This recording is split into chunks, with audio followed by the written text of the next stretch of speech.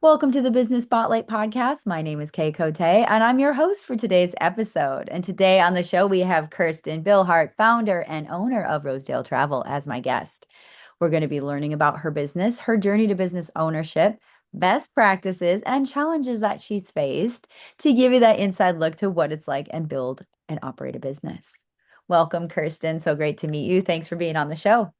Oh, absolutely, Kay. Thanks for having me on. This is such fun. Of course. Well, I'm so excited to dive into all things business, but before we go there, I'd love to share a little bit with my audience about you. So take us back as far as you'd like and share a bit about yourself. Oh, gosh. I'm originally from Michigan. I was an engineer at General Motors, went back to school for my MBA, went back to General Motors, and then discovered that it's actually really cold and gloomy in Detroit. And I did not have to spend the rest of my life there. And fell in love with Austin, Texas for all the reasons that people love our fair city. Had an opportunity with Dell and parachuted into town about 20 years ago. And I stayed at Dell for about 15 years in different marketing roles. And during COVID, like so many of us, I just needed to kind of do something really different. And so it was a little bit of a hop and a skip and a jump of what happened from there. But I discovered, Kay, that there was such a thing as travel agencies in 2021. And I was that person who'd always been planning the girls' trips, getting the family trips together. We traveled like off the rails travel. And I was like, wait a minute, I can do this like as a job. People will pay money, like, and I can earn money from planning vacations for people. And it was kind of crazy, right? Because I've been in these huge corporate America, organizations. And so my husband's like, life is short, hang a shingle, work for your, go build something on your own. If it doesn't work, go get another job. And so I just jumped in head first, and here we are 4 years later. Oh my gosh. Well, that is so fun. And it's funny, you and I already have a lot in common. I'm from the Midwest too, and I moved to Austin because of the sunshine. It makes you happy. I swear, sunshine makes you a happier person. It's a beautiful thing. 100%. Well, I'm so excited to dive in. So let's kind of take it back a bit. Now, how was that experience? Was it like an aha moment or what was it? Was it like, oh, like I need to start a company? How did that come about? Yeah, yeah. I mean, it really was. You don't realize that something's available to you, right? You kind of, we put ourselves in boxes. And I was, corporate America, regular paycheck, like working for these huge companies. And for me to be like, let's just, toss that out the window and hang a shingle and start from zero, it was a really big step. But it kind of grabbed me, and it was just so like, I can build my own website. And it was a little bit of like freedom, right? Like, I can call it whatever I want. I can use whatever fonts I want, whatever colors I want. Like, just, all the sort of restrictions and rules from working in a big company, all the stakeholder management. And like, you can't just do something. You got to get like, 20 people on board before you do anything. And I'm like, I can just do stuff. And that was, it just felt just so appealing. So I mean, everything's a challenge when you're starting off. You're like, how do I do a website? How do I do accounting? How do I do this? How do I do that? But I think I had been such in kind of this routine and kind of a rut for so long that those challenges just seemed like fun projects. And it was just really enticing and interesting to think about doing something really different. Oh, I love that you said that. That's such a golden nugget and such a great like attitude to have about like facing new challenges as a business owner because it's like, yeah, at first we wear all the hats and you're like, oh, I get to do something new, exciting, and figure this thing out. Exactly.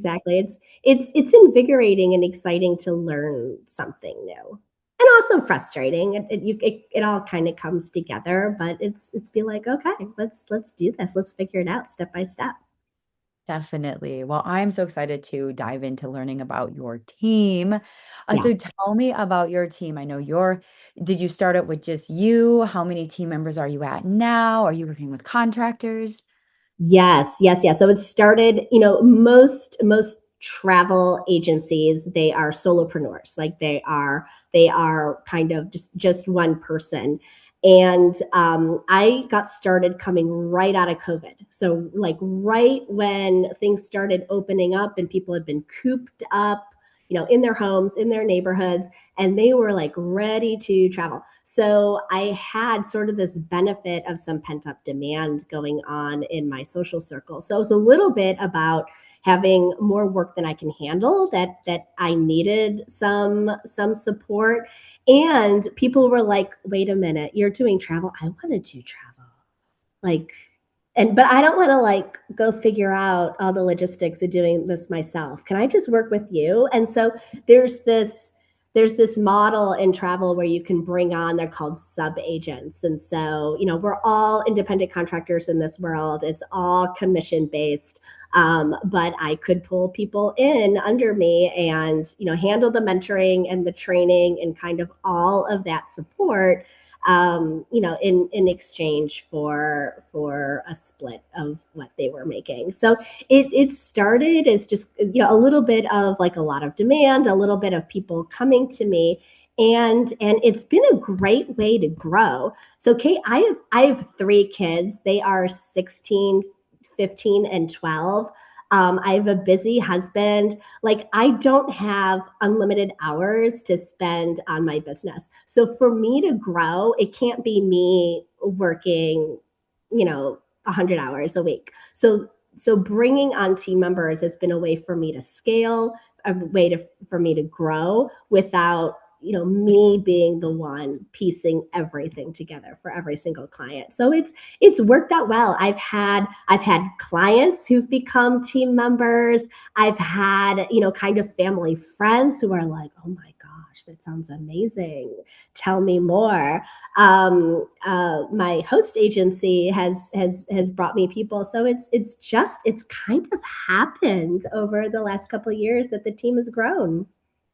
Oh, that's incredible. So it's like, so you have kind of, I don't know if subcontractor is the right word, but Yeah, like, it kind of is. It kind of is. It's called a sub agent. So it's team members are coming in, they're contractors, and they're able to build their own business, like work with their own friends and family and book travel. But then, I've been fortunate that we've been able to have, good steady demand coming in. And so I've been able to like bring trips, for my people to do, and it's worked out that most of them have developed like a specialty, because nobody knows everything about everywhere on this planet. It's a pretty big thing. So I have, Rachel, who's fantastic with islands and beaches and honeymoons and that type of vacation. We have Laura, who's from Argentina, and so she is Miss South America. If you want to go to South America, Laura like knows it, like really, really knows it. Katie is Asia Pacific. She's like cranking out Japan trips, left, right, and center. Molly is families in Europe. So we've all kind of developed different specialties, but we can all kind of support and grow however we like. So it's worked out. that's amazing. Okay. That's incredible. Now, how are you finding your clients? Is it a lot of referrals or is it some marketing Yes. involved? Okay. Yes.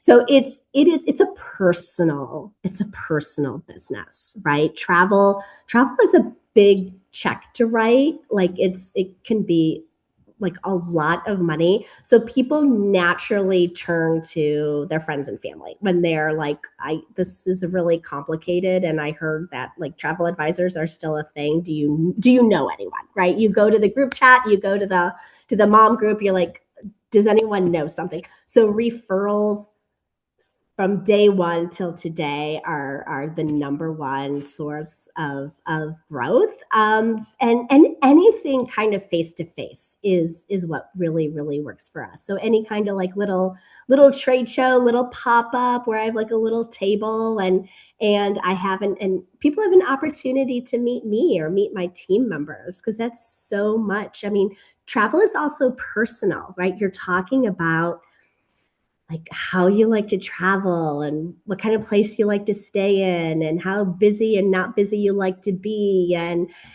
I love my kids, I really do, but I need a wall between us and them. And just you really want people to feel comfortable to share the things that matter and that make the difference between something that's just a trip and then something that feels like a restorative, memorable vacation. Definitely. And that actually brings me back to when I did a European vacation, gosh, a decade ago. But I went to my old neighbor when I grew up. She was a Yep, travel agent. So you're yep. totally right. Like I was like, oh, who do I know that does this that I can talk to? And she helped us plan a really fun trip to all over Europe. So I Love it. Love it, love it, love it. Yes. Yeah, yeah. It's one of those things that you go to your friends for. Definitely. Now, I love to share on the show because it's all entrepreneurs, right? We're all kind of in this thing together, yet feeling alone. So I Yeah. love to share a one-on-one, like maybe a challenge you're facing in your company, because we all have those to kind of see how we can like chat about that with us and then also share that insight with other business owners that are listening. So, what is something you're challenged with in your business? Oh gosh. One of these days I'm going to take my social media seriously. And that day is not yet today, but someday I'm going to figure it out, right? Who sees my social media posts, like five friends. It's like that's it. So that's it's and there are travel advisors out there who have, thousands and thousands of followers, and they're doing, they're posing by the pool and they're like, join me and in Cabo and blah blah blah blah blah. And it's not me. I haven't been able to get myself to do it. So that's like one angle of something that I have just not been able to really crack. Nor will I say I've really put in the effort for it. So social media should get better. That is a big thing for business owners. That's where I struggle myself too, is like, is the social media. And what is it for you that's the biggest hang up? Is it the time or is it just the I don't know what to say? What's kind of like the thing for you? I think it's the filming. I think oh, you have to flip your camera upside down and go to wide and do like this. And I'm like, I just don't want, like, there's something in me resisting that. And there's also like, I know whenever like a team member or a client or I am in the photos and the videos, like engagement just skyrockets. Like, I get it, I understand it. And yet I just cannot get myself to sit aside time and like get the little microphone and just blah, blah, blah, blah, blah, blah, blah. Like, I don't know, I'm resisting it, Kay. It's just all internal. It's all an internal, I don't want to. And that's where we're sort of stuck until I decide to force on through and fix it. Oh, definitely. That's like that is something I also struggle with. That's something that I hear a lot of business owners kind of struggling with because it's like there's so many hats, there's so many focuses. You're like, I just want to help my clients build a beautiful vacation. Yes, yes. It's that main thing. I get it. I get it. Uh, Yeah. okay, so now I want to talk about your goals. Like, what do you see? Where do you see your company going in the next, let's do 1 to 3 years? Yeah, yeah. So I think in terms of people, I think I'll max out at about 10. Like, that feels like a good number. I want to always be small enough to feel boutique and feel personal. So I don't want this to feel like so much of travel is like the analog experience of talking to a human being and knowing that this is very, very real. So I won't grow enormously through people. But I am actively working on bringing in yachts into the fold. So like yacht charters and developing that as like a new kind of line of business. Because we do have clients who have done it. Our family has done it. It's an extraordinary way to travel, and it's honestly it's not as expensive as you may think in terms of an amazing kind of vacation. So looking to build out there, and then I mean really just kind of building on the basics and growing, helping all the team members be super productive, as busy as they want to be, and earning more money for themselves and their families. That is cool. I'm curious. Like all I think about with that is the oh gosh, there's Yacht Week in Croatia. Yeah. That's a great like Croatia, very specifically island hopping by boat is the best way to see. It's fantastic. It's Oh, beautiful. I love that. So now tell me how you want to incorporate the yacht charters with, if you have your 10 or so clients that you're working on, Yeah. how do you plan to bring in this new element? It's just another option. It's just another way for people to travel. So, if you think about it, we there's different ways we can kind of pull a trip together. One is like, land based, where we're pulling together just for them hotels and transfers and trains and activities. There's like, oh no, you can go with a group of people, right? So it's all kind of planned for you, and you are joining a group, and that's another way to travel. Something about Austin, people do not like doing these group travel things, but we'll continue to work on that. And I think with the yachting, it's just understanding that this is a pathway that is probably more available to you than you're thinking. And so a lot of it is like, hey, have you thought about, two families, these families that you travel together every year? Like instead of doing this land based, you can have a 8 cabin yacht or 6 cabin yacht and go diddy bopping through the Caribbean, the Mediterranean, for a week in the summer. And it's like for most people, you haven't thought that that was available to you, right? Like that was like Yeah. in your consideration set. And so that's the exciting thing, to be able to say, it's not an inexpensive vacation by any stretch of the imagination, but it is, especially if you're splitting it across a couple families, it's actually, pretty attainable. That is so true. See, I like that aspect of what you're, talking about, what you bring to the table with your clients is transparency and like, hey, you can make this work if, it's because that's something I thought of like a yacht is like at least 10 years in my future, but like Right. there's Right. ways to split the Those. difference with friends and family. Yeah. Yeah. And I think that's, what a great travel advisor is able to do is be like, I hear you. Have you thought about this? Have you Mm. thought about that? Right. And just sort of open the aperture, think of all the different ways that you can experience a destination and make sure that we're going with the one that feels most amazing for you. Okay, wonderful. Well, I have one more question for you is, so what is your business model? Are you working, do you earn from your clients or from the destinations themselves? Like, how does that kind of side of things work? Yeah, yeah, and I think this is something that surprises a lot of people. Almost all of their revenue comes from commission, and it's Okay. commission that's already baked into the price of travel. Okay. So you as a client, if you're like, or just as a person, when you go book that Marriott hotel, like you are paying commission in that, like part of that rate. It includes commission, just no one's earning it. It's all going back to Marriott.